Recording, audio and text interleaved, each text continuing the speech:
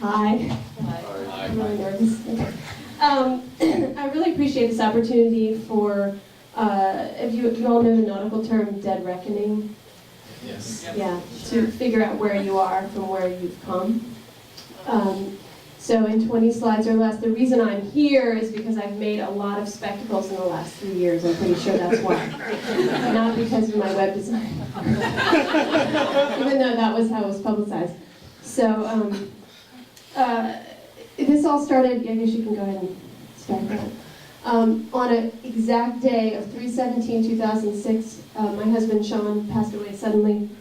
And a funny thing happened to me. I lost a lot of my memory and a lot of my identity all at once, which was obviously hard, but also a gift, because I got to design from the ground up and ask, who am I and where is my home? Well, I was already engaged as part of a performance exchange project with the Charlottesville Wunderkammer, which was taking place at the X building. We were just beginning.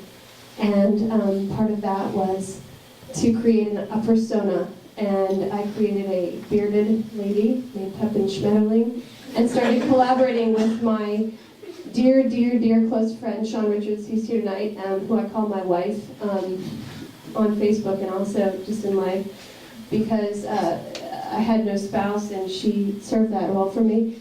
And then Zach McConnell was the artistic director of Wunderkammer and served to me as a real model of integrity and a commitment to environmental awareness. Throughout that process, we didn't spend any money. We created this amazing spectacle with completely found things.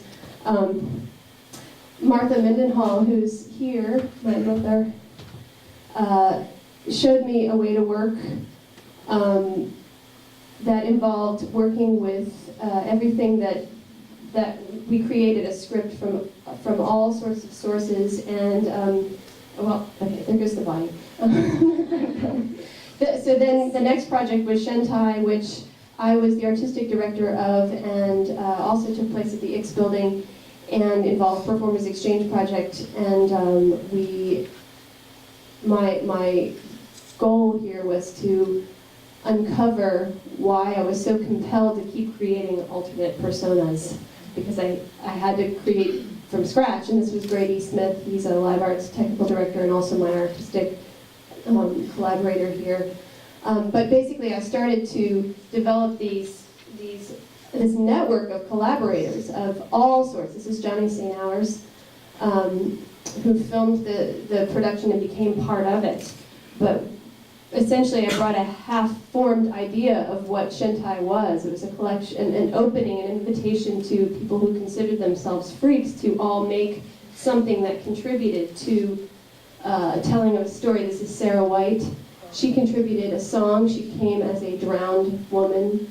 It was all these ideas and images that I had, but coincidentally, she had the same thing, and it came into play in our play and in the show as a whole.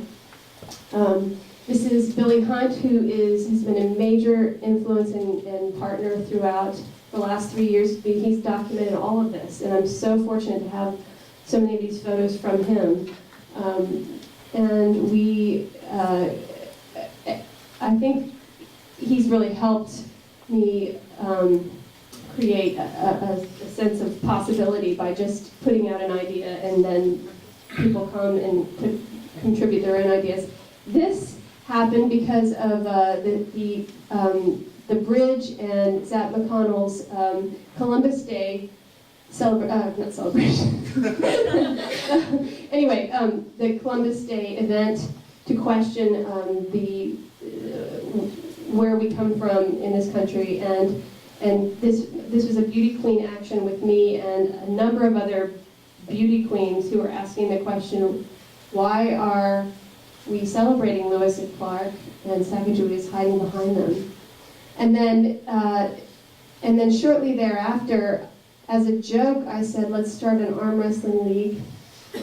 And like, World Wrestling Federation type thing. And I just had a meeting, just put that out there, just, anybody want to do this? and my friend Jody helped me.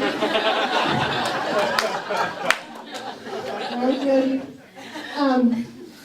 And it was this was the proof to me that what you bring is this idea, and you trust in the idea, and in our amazing community that we have here in Charlottesville, and things that you could not imagine are possible. This is Serena as Bridezilla, who took it all to another level. I mean, really, she brought the bridesmaids from hell, the priest, the father who French kissed her throughout the mass. It just showed my friend Jude, who's also been a collaborator for this whole time, what is possible when you just bring the bare minimum and trust in your collaborators and in the strength of the artistic community here to bring its own. You just come forward and start. And Claw, as some of you know who've been there, was really a good proof that this works. This is Shannon Worrell and Bree Luck, also two major collaborators with me. She's now working on music for our new Performers Exchange project, and Bree, who has worked on Shentai with me and other things.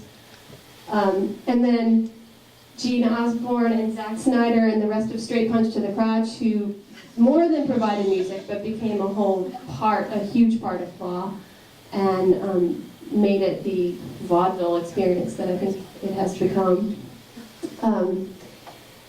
And after Claw, Sean and I decided to create a forum for artists of all sorts in Charlottesville called Assembly, to present works in progress, sort of like Olio, but for primarily for artists to present. They get 10 minutes to do whatever, to ask for help or show something in progress, or just basically time. And this is the final image here of my daughter, Harper, because I think this is a good indication of you can only bring so much, and then you trust everybody else to hold it.